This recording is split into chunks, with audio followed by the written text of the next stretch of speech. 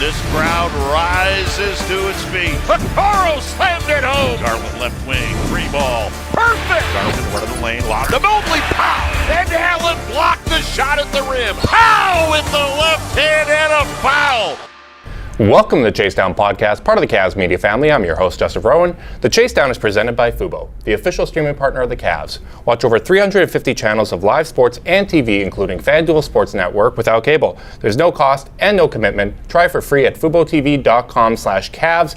We are coming to you live once again from Rocket Mortgage Fieldhouse. We are back, coming off a surprisingly easy win over the Los Angeles Lakers. Definitely weren't expecting it to be a blowout in that fashion, but it was pretty fun to ruin LeBron's homecoming for this year. And once again, joined by my co-host, Carter Rodriguez. Carter, how you doing, buddy? It's just nice to see you twice in a week. You know, we don't get to do this too often. Maybe once a year, twice a year, and it's nice to be back in Cleveland. It's really nice to be 5-0. It's very nice to be 5-0, and it's very nice to be joined by Josh Cohen, writer and digital content manager for OrlandoMagic.com. Thank you so much for joining us. Thanks for having me. This is awesome. Really excited to have you here. Really excited to break down this game. A little disappointed, though, with the news that came down with Paolo Banchero. We've got to watch Paolo quite a bit the last couple of years here. We watched that early season game 2 years ago in his rookie year, just immediately. We immediately were like, uh-oh. Yeah, we're like, this is going to be a guy that we're going to have to think about for a very long time. Then, of course, the playoff series. And, you know, coming into this game, it really seemed like he was the runaway candidate for most improved player, just, you know, such a pivotal force. How big of a loss is this for the Orlando Magic? Yeah, obviously a huge blow. He was having an outstanding start to the season, scored 50 points a couple games ago against Indiana in a thrilling win. He was great against Chicago when the injury occurred, scored over 30 again. 3 times now already this season with over 30 points. He's got a complete package game. He's got guard skills, he's got power, he's got finesse, he's an underrated defender. The team as a whole obviously sticks to their defensive principles, but this is a guy that is relentless getting to the free throw line. He draws contact arguably better than everyone else in the league. He's developing a perimeter game. The jump shot has improved a lot over the last couple years. It's probably still his main weakness, but does he have blow-by speed? No. But he knows how to get to his spots, get to the basket, and like I said, his blend of power and finesse makes it so difficult for defenders to figure him out. Yeah, and he's been relatively healthy. He's been a guy who's been around he isn't a guy who you see missing 20, 30 games at a time over the course of his career. I mean, where do they pick up? In terms of, is it more Franz, who I know has been dealing with an illness? Is it more Jalen Suggs, who started his year well? Where are you kind of expecting to see? I mean, forget all that great production. Where does the usage come?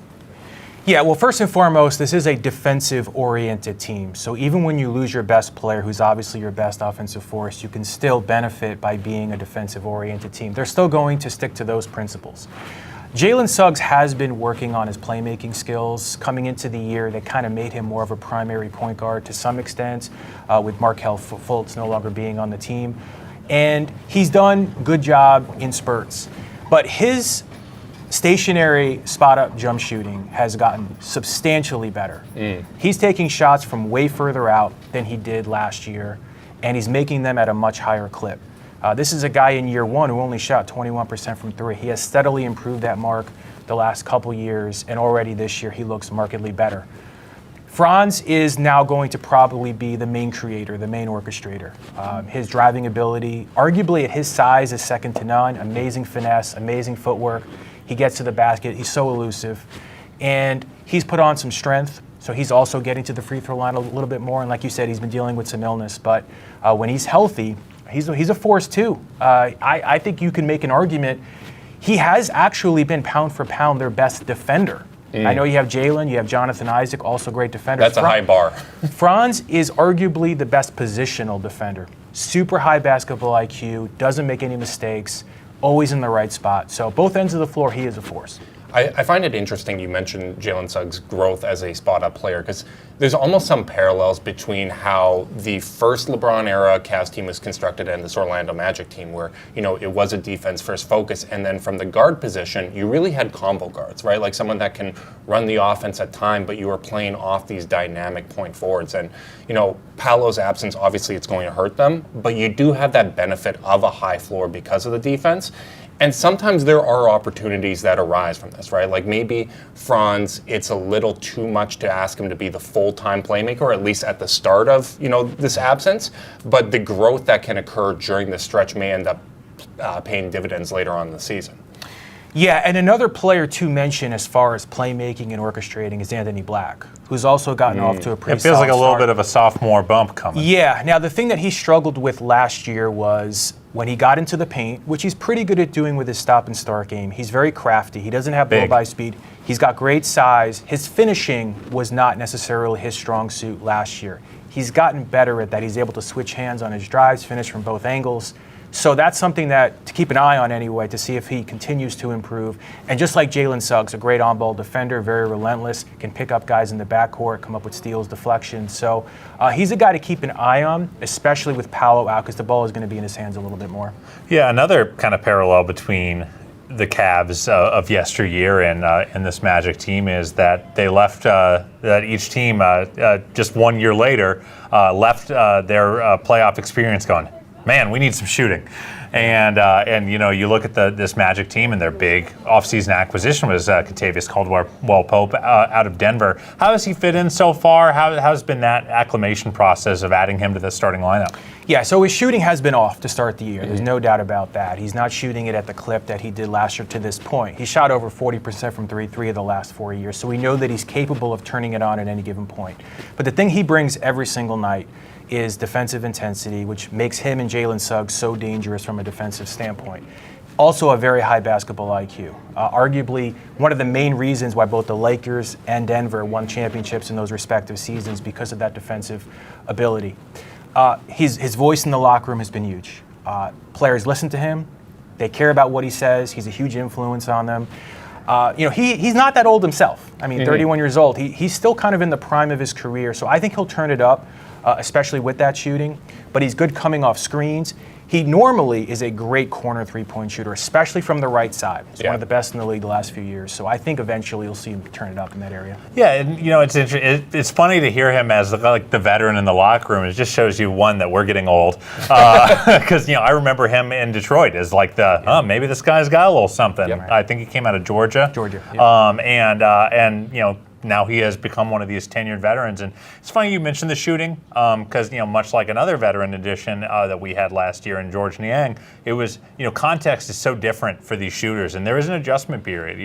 Every catch and shoot shot isn't made the same. Coming from playing with a guy like Jokic to playing with a guy like Banchero, and now Wagner, it is a little bit of an adjustment. But the nice thing is, when they were looking at all these shooting prospects, a lot of time you're like, okay, but are they going to give up their defensive identity? Kind of feels like they got to have their cake and eat it too. Exactly. I think the most important thing was not sacrificing defense for instant offense or instant shooting. I think development with their shooting has been the biggest key. They had guys coming into the league that were not known for their shooting, but over time, through their relentless practice, are becoming better shooters. I mean, look at Jonathan Isaac, for example. He's obviously known as a defensive force, arguably one of the best 1 through 5 defenders in the league. He really developed that outside shot, also one of the better corner three-point shooters. So there's guys on this team that weren't known for that aspect of their game, but because of their hard work, you're starting to see some of that pay off.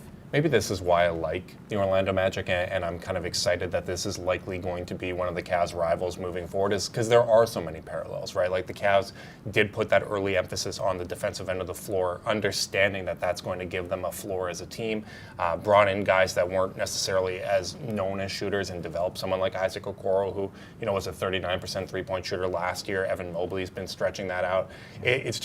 It's fun to see teams take that approach and kind of lead with that. And then you see with the Cavs, once you have that identity, you can build out the offense, right? Like, all right, we have our base sets, we have what our bread and butter is, but let's expand on that. Let's add a little seasoning to this.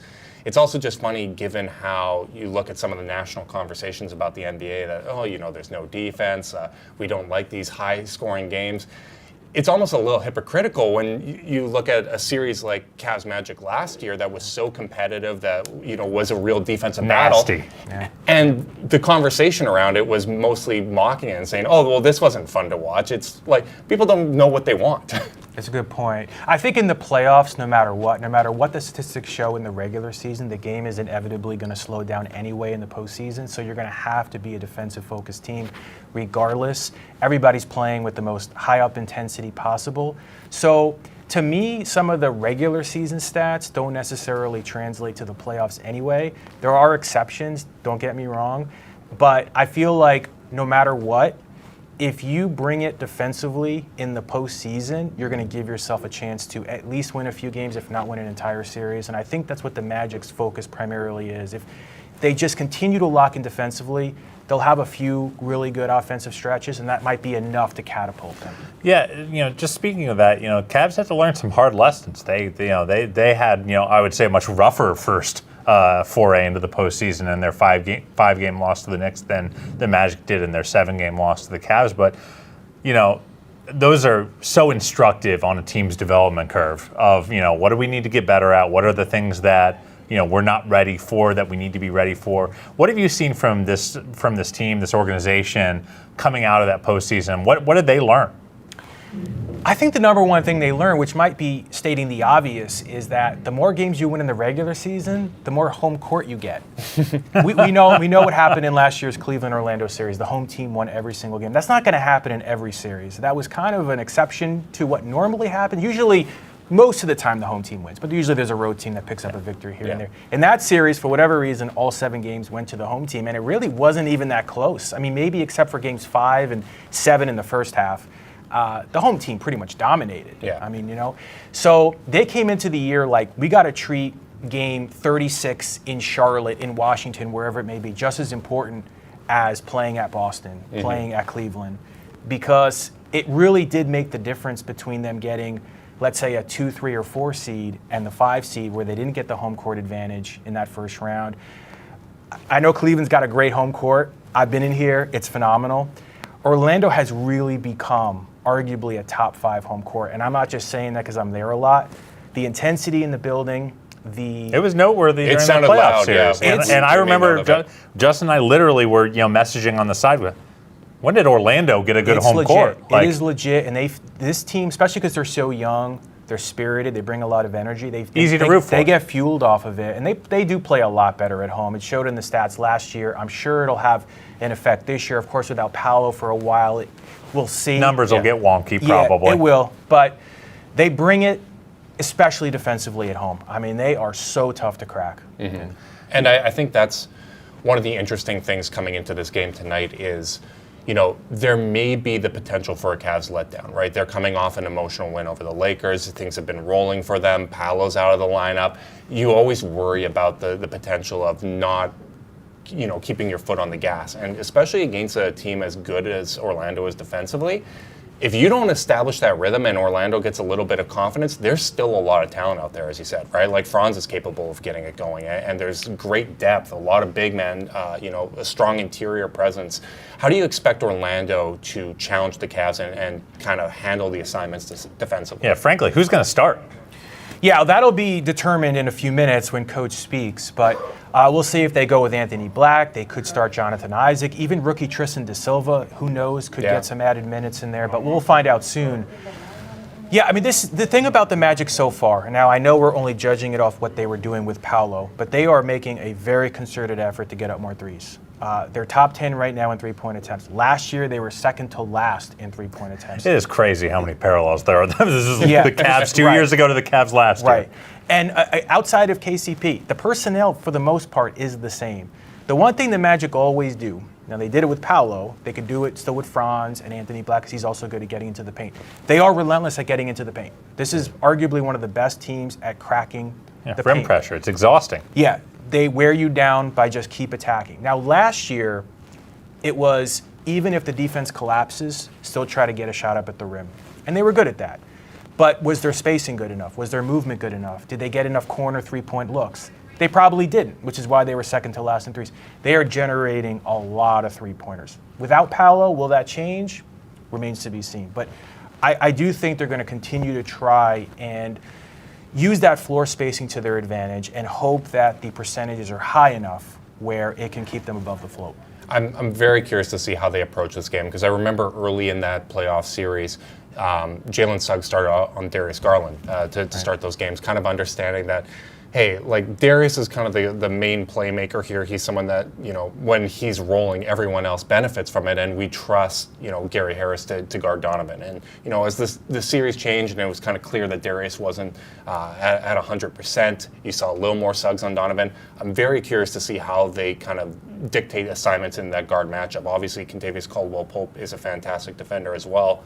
So I feel like they have versatility, but how they deal with that and how they defend the head of the stake of the Cavs offense will be really interesting to me. And I'm just excited to see how someone like Darius, who is looking much better thus far this season and much more healthy, is going to handle the pressure from this Orlando team. This Cavs team has the best offense in the league right now by offensive rating. But you look at the teams they've played: Washington, Toronto, Detroit, LA. Like, these are not powerhouse defensive teams. All of these teams have scabs to pick at the point of attack. There just aren't really those. And I remember that Knicks game, I felt like their offense really had sputtered compared to the other ones. Still put up 112 offensive rating. This feels like the first game where you might go, all right, the number might start dropping a little bit. Yeah, I can definitely see that. How much of a luxury is it to have, that much point of attack defense? Gary Harris is still coming off the bench. Yeah, one of the things that really was key last year, Jalen being the head of the snake, Anthony Black also being a good point of attack defender, is that they melt off a lot of the shot clock up the court. What we noticed a lot last year was opposing teams had a really hard time getting their half-court offense set, because by the time they got into the front court, it was already 10 seconds shaved off the shot clock. They didn't have enough time to really manufacture good shot attempts. I think there hasn't been as much of a factor so far this year because they're 16th in opponent turnovers. They were top 3 in that category last year. I think that's really going to shift. This is a team that comes up with so many deflections, so many steals. Suggs, Anthony Black, Kentavious Caldwell-Pope, Gary Harris too. He's also a really good point of attack defender. They're ball hawks. They're really good at getting their hands into the ball. And I really think now without Paolo, they're going to have to generate more scoring in transition off opponent mistakes. They did a good job of that last year. I think it could be something that's their calling card this year. Yeah, I was so curious coming into this game how the Evan Mobley, Paolo Banchero matchup is going to go, because you look back at that playoff series, I definitely feel one of the turning points, at least for the context of that series, was once Jared Allen was out of the lineup, Evan Mobley wasn't able to be on Paolo full-time, right? Like, he had to kind of take some of those more traditional center responsibilities, and they would put guys like Isaac Okoro or George Niang, unfortunately, on Paolo at times in that series. And, with Paolo taking such a strong step forward, I was really curious to see what that would look like. But I guess we're going to see, a version of that with the matchup with Franz Wagner. Do you expect Franz to also take the Evan Mobley assignment on the defensive end of the court? Yeah, I could see it. I mean, again, I think it will depend on if Isaac starts, it might be. Right, it would be Isaac, right. And they generally don't go Wendell and Isaac together, but that could change now without Paolo. It's so unique now because Paolo, like you said at the top, has been healthy for the majority of the first 2 years of his career. So we really have not seen what this team looks like without Paolo since the 21-22 season, which was when they were in the very early stages of their rebuild. So it's impossible to judge anything off of that. But I think Franz is now capable. He's added a lot of strength. Mm-hmm.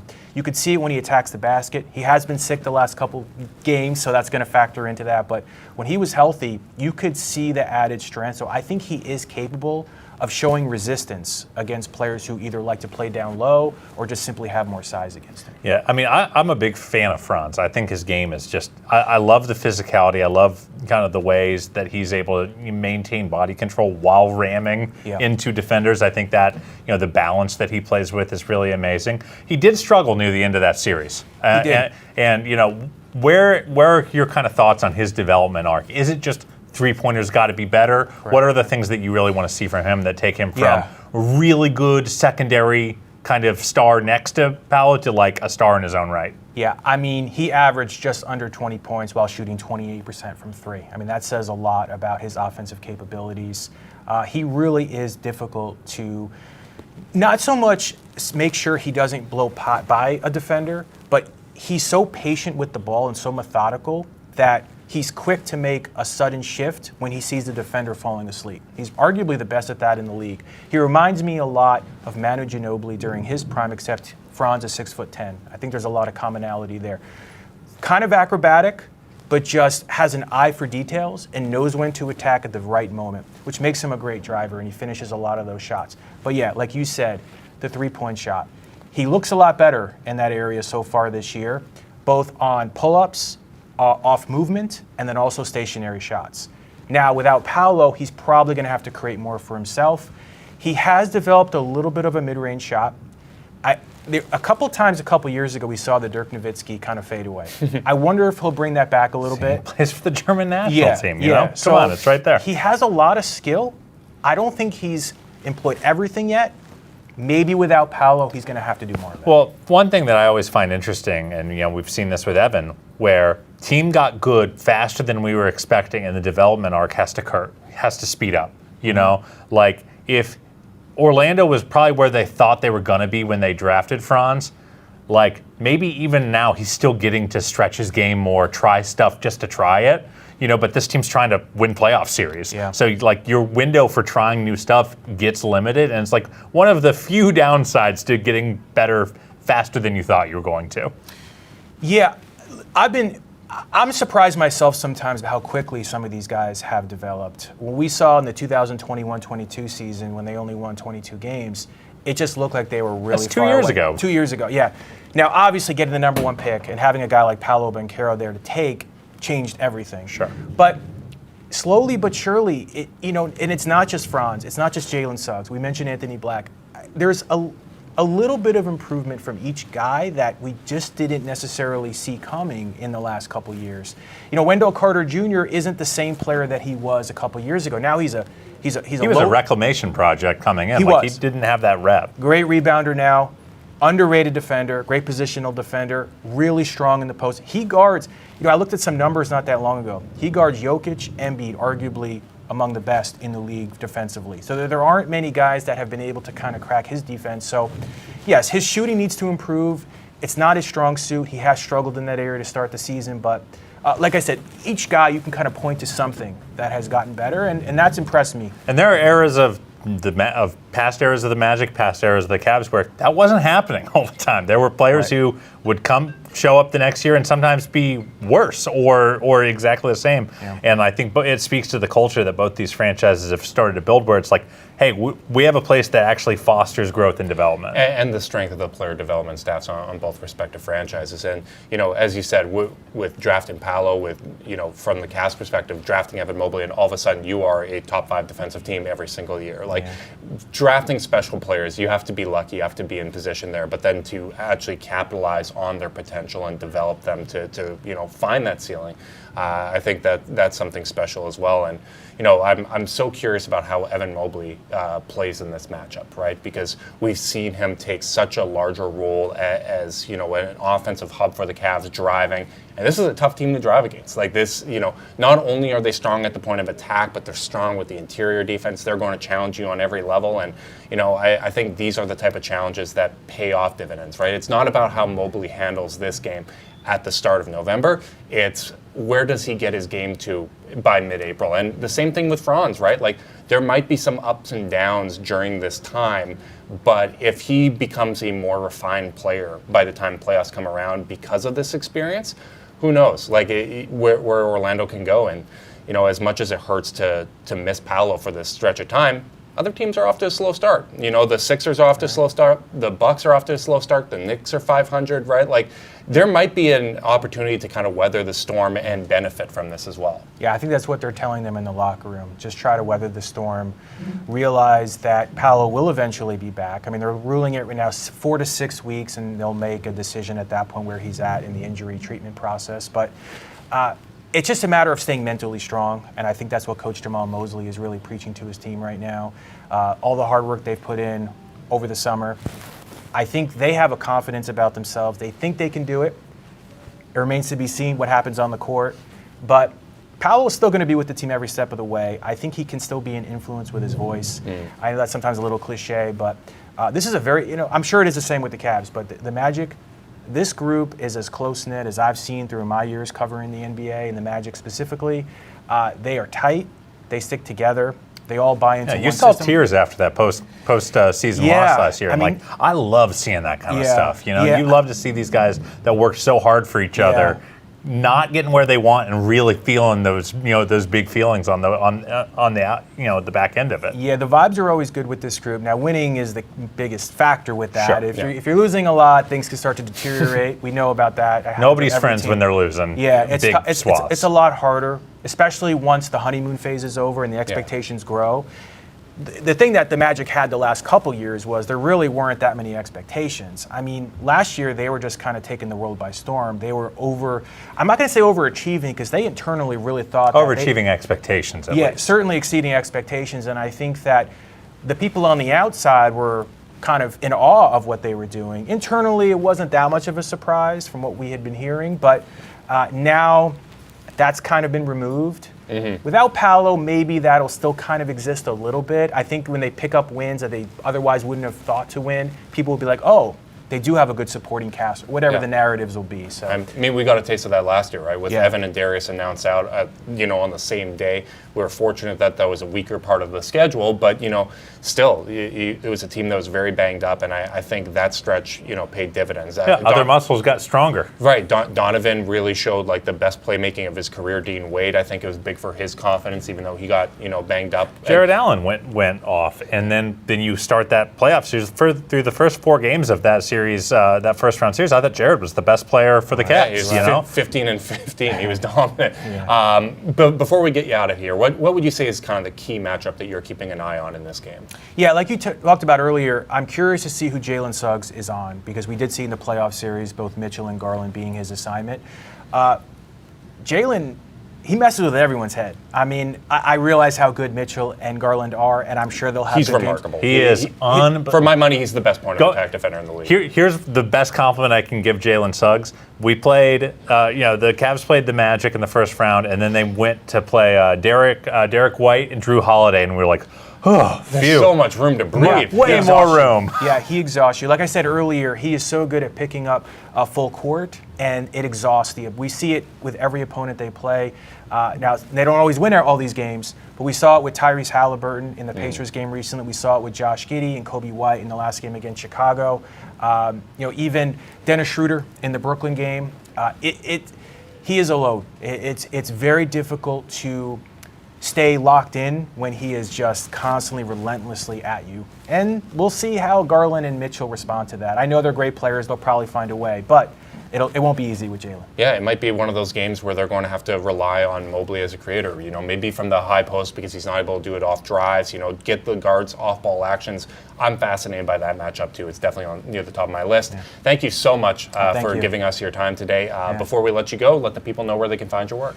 Yeah, so written articles, you can find it at orlandomagic.com. I also do have a YouTube channel, which is Josh_Cohen_NBA. Also the same on Twitter, otherwise known as X. I don't know what we're calling it these days, but same username there.